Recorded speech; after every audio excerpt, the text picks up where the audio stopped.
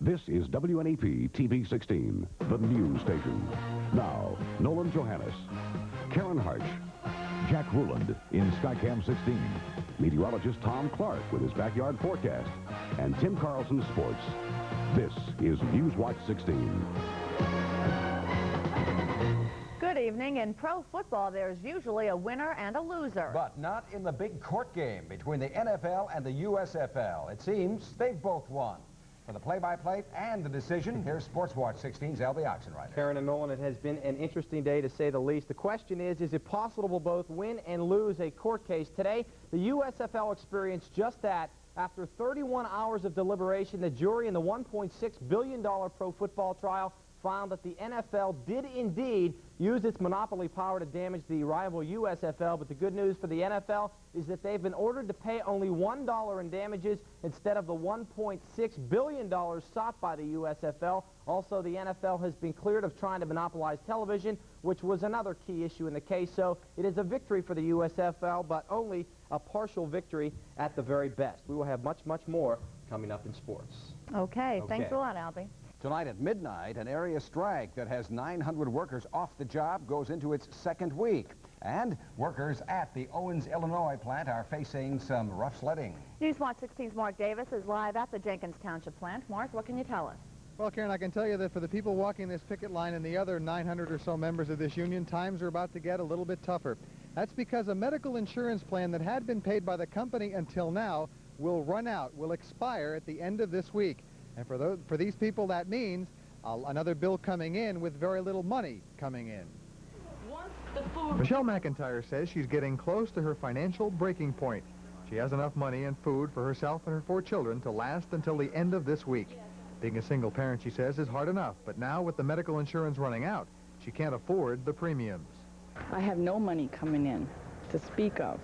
I'll receive money from the union for picketing, but it's not even enough to feed the kids for one day, let alone pay for insurance.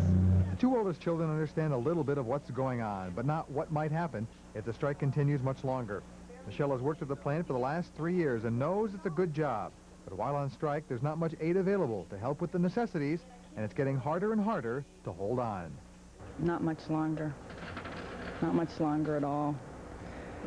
But I guess I'll have to do the best I can until things resolve themselves. And that's not likely to happen anytime soon. The 2 sides met over the weekend at the table with a federal mediator present, both sides reporting very little progress, and the mediator is not ready to call them back to the table anytime soon. So this will continue for at least the time being. I'm Mark Davis, Newswatch 16, live with the Instacam of the Owens, Illinois strike in Jenkins Township. Thank you, Mark. When Newswatch 16 continues, pitching in to bail out fellow farmers down south. Plus, Jerry Gartenberg and Action 16 will help a Luzerne County woman to receive a little security.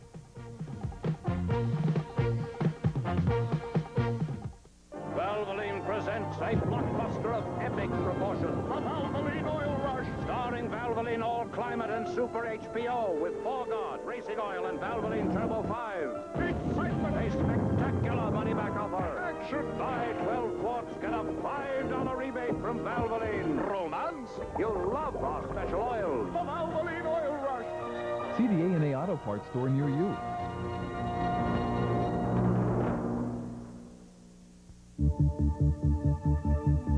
Different. It means being the only store we know that truly offers low prices on everything, every day. Hills is different. Believe it. If you do find a lower price, bring in the ad. We'll match it. There's no risk to shopping at Hills. We're a different kind of department store. You ought to be shopping Hills. Check us out. The uncertainty is over for a Luzerne County woman waiting for word on her Social Security disability benefits. Action 16's Jerry Gartenberg first told us about his efforts to help Eleanor McCullough back in June. Jerry's live now in his office with an update. Karen Nolan, Eleanor McCullough contacted me after Social Security told her to be patient. It would get to her disability application eventually. That was far from comforting, but now things have turned her way. So I split the envelope open, right, peeked inside without taking it out, like a big Christmas. And I was quite thrilled with the amount of money I did get. Eleanor McCullough got her first disability check more than 2 years after she first applied for benefits, but only a month after contacting Action 16. The former nurse has a form of diabetes that makes it hard for her to do even simple things like holding a cup. Last month, I asked a Social Security official to take another look at her application. Eleanor remembered being turned down for benefits twice before and feared this time her case would be put on the back burner. But this time, Social Security ruled in her favor, awarding the Edwardsville woman back pay for her disability and monthly checks, too.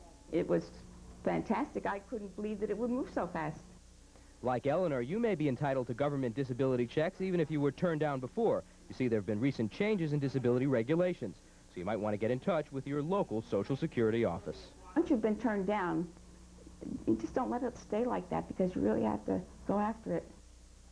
That's the spirit, Eleanor. Maybe others will be inspired by your example. Remember, folks, insist on getting exactly what you deserve, but if you feel you're not getting a fair shake, write to me, Jerry Gartenberg, here at Action 16. We're at Box 16 in Avoca, Pennsylvania, and our zip is 18641. Karen. Thank you, Jerry. A Schuylkill County woman is going back to her elementary school to live.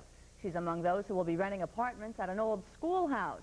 As Newswatch 16's Bob Costantini reports, the building has offices, and now, thanks to a state program, the rest of the old school will provide low-income housing. Workmen hurry to finish the conversion of half a classroom with a high ceiling into a two-story apartment. The top floor of the old elementary school on Norwegian Street in Pottsville will have 8 apartments. Under an agreement with the state, 5 must be rented to people receiving low-income housing assistance. Developer Stan Frompovich is using a city-state co-op program that lets him borrow $5,000 per apartment, interest-free.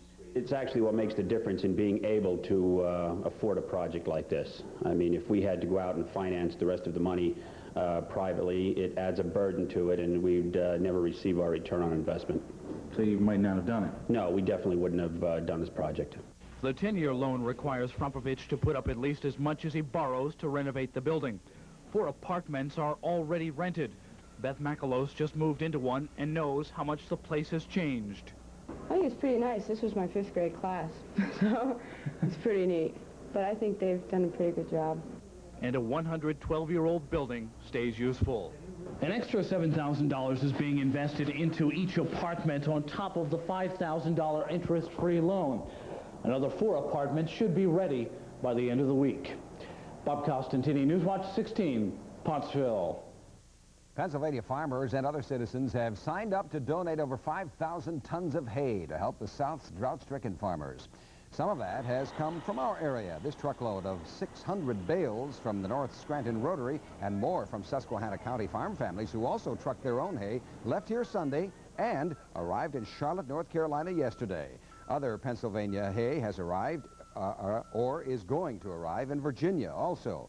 45 offers have come from farm families to the Pennsylvania State Agriculture Department, some of them donations of entire fields of hay. If you have hay, trucks that can go south, or contributions of money, you can phone this 800 number Monday through Saturday from 8 a.m. to 6 p.m. It's 1-800-433-0703. That's 1-800-433-0703. The Weather Watch is next with our Chief Meteorologist, Tom Clark. Yeah, I thought I heard a little bit of that rumbling sound a few seconds ago. A little more, some sound effects out back this evening. But big storms in the area today. A lot of hail and some heavy downpours. I'll talk about the severe thunderstorm watch when we come back. You're watching Newswatch 16 on WNEP TV, and we're proud to serve Palmerton and all of Carbon County.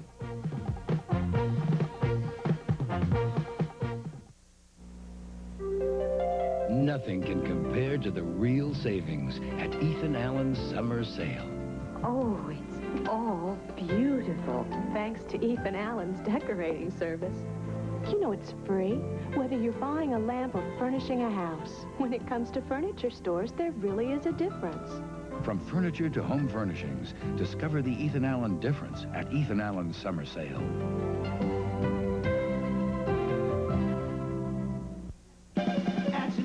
Dealer, the dealing has begun. There's a whole lot of dealing going on. Your Nissan dealer has his biggest supply of 1987 models ever. Sentra starting at only $60.99. 87 Stanza starting at $99.99. And 1987 Maximas for thousands less than you'd imagine. Great wheels, great deals, Nissan dealer going on. If you're looking for big savings, see your Central Pennsylvania Nissan dealer now. The search for that mystery tiger supposedly stalking our area has been called off. For 2 days, troopers on the ground and in the air searched for what was thought to be a Siberian tiger on the loose somewhere in Wyoming, Susquehanna, or Lackawanna counties.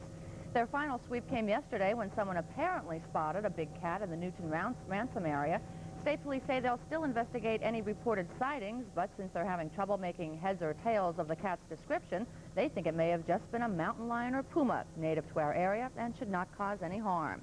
But police are still advising parents not to leave small children outside alone. And let's find out now whether anyone should be outside, like somebody outside alone in the backyard. Yeah. Boy, well, I'll tell you, there has been some thunder here in the backyard the past 20 minutes. Giant thunderhead over the Poconos now, and it's been blowing away from the backyard, thank goodness. And for the most part, quite a bit of blue sky overhead now. There is a severe thunderstorm watch still in effect, and these are the counties affected. It is the eastern half of the Channel 16 viewing area, from up there in Susquehanna County, all the way down through Carbon, Schuylkill County, and down by the Allentown, Bethlehem area. And a watch means that damaging winds and large hail are possible as thunderstorms are continue to be scattered across those counties at this hour. Boy, there was a hailstorm this afternoon at the home of Kathy McAndrew in Lennoxville. That's in the corner of Susquehanna County. 2.3 inches of rain fell in less than 2 hours, and the hail, she said, measured 1.5 inches in diameter. Her garden was ravaged, as were lots of gardens up that way this afternoon. Leaves all over the place and a few streams out of their banks. But the sun has come out up there now, and it's 73 degrees. Catherine Wolf in McElhatton in Clinton County has 87 degrees. No rain at her place today. The sun is shining now. And Nancy Klein also reports no rain today. 84 there in Schuylkill Haven. Sunshine at this hour. In our backyard now, 80 degrees, a thunderstorm off to the east. 64% humidity. It's muggy. The wind west to 12, the barometer to 9.74. 84 and 66 was the range in temperature here today. And look at that, a heavy downpour. That's in Slatington in northern Lehigh County this afternoon. Torrential downpour and some large hail down that way just north of Allentown as well. This is the radar view from 3 o'clock this afternoon, showing where all the heavy thunderstorms were over the eastern counties of Pennsylvania on up through New England. Now we update the image. Notice the heavy stuff has moved out of the Channel 16 viewing area. Just a few thunderstorms forming now, but I suspect that severe thunderstorm watch will expire over the next couple of hours before 8 o'clock. Now, my forecast coming up for tonight. The wind will be shifting behind a front, and temperatures will be in the low to middle 60s by morning as some slightly drier and cooler air comes in from the northwest later on tonight. Here's the sunrise time for tomorrow morning, and that will be at 5:56, 8:23. Sunset tomorrow night. A leftover shower or thunder shower, mainly east of Scranton and over the Poconos for the next couple of hours, then clearing out just a bit. Partly sunny tomorrow, 78, a slight break in humidity, and then on Thursday, mostly cloudy, 81 degrees for the high. Some thunderstorms are possible on Friday. Okay, I'm coming in. We'll see you. Yeah, okay. Thanks, Tom. Albie Oxenrider is in for Tim Carlson on the Sports Watch. Tonight, Herschel Walker talks about his future after the USFL. Plus, a profile on an area man who's making it in the big time.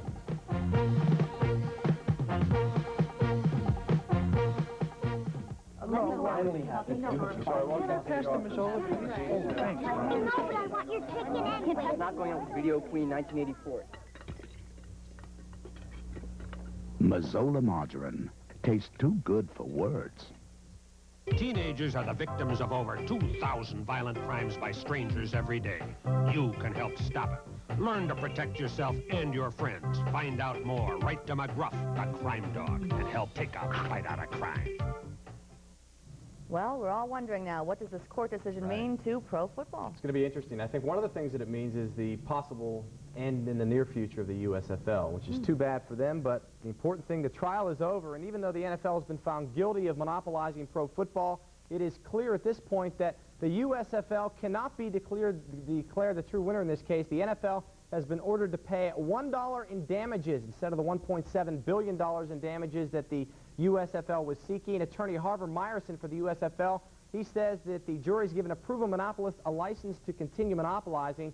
USFL Commissioner Harry Usher says the league owners will meet August 6th to discuss their future plans, but as of right now, Usher says it's still the league's intention to have a fall schedule in 1986, which is only a couple months away, and that sounds like wishful thinking for the United States Football League. George Irvine resigned today as head coach of the NBA's Indiana Pacers to become that team's director of player personnel. He says the opportunity to move back into the front office is an opportunity that he can't pass up. Well, it's always nice to see an area athlete do well, and it's even nicer to watch that athlete develop. That's exactly the case with Montoursville's Tom O'Malley, who now plays with the Baltimore Orioles. In 40 games this year with the O's, O'Malley's batting .272. He has 1 homer and 16 ribbies, also 37 hits for Tom O'Malley as he gets his chance to show what he can do.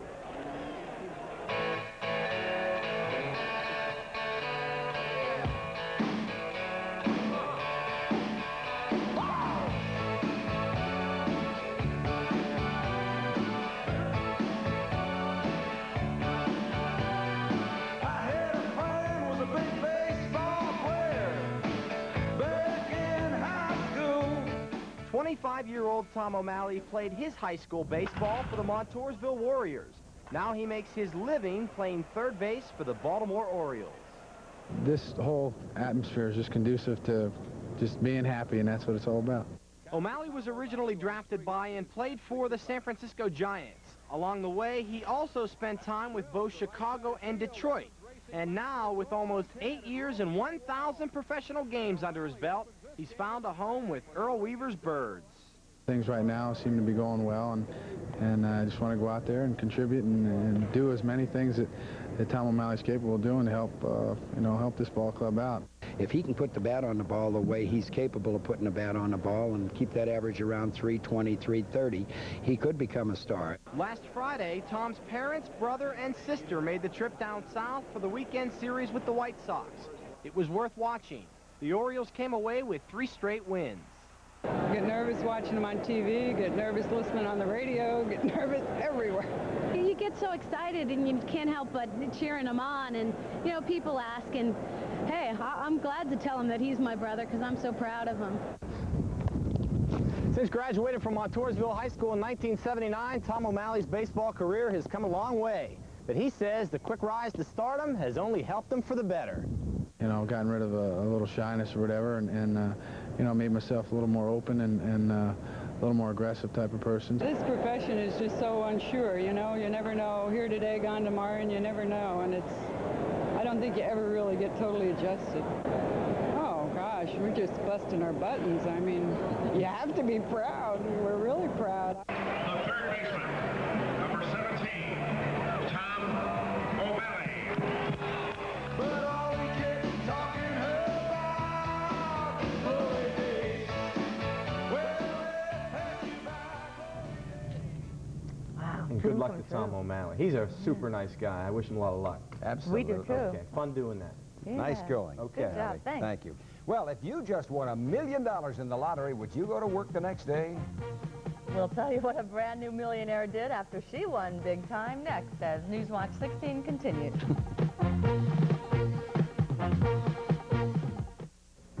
Who sells more homes than anyone else? More pretty little bungalows, more homes on the hills, more 2-story colonials with a backyard grill, more homes in the country, more homes in town, more homes up the street and more homes down, selling more homes when it's hard to sell, selling more homes even before rates fell. Who sells more homes? Well, you know who. Want to sell your home? Work number 1 to work for you.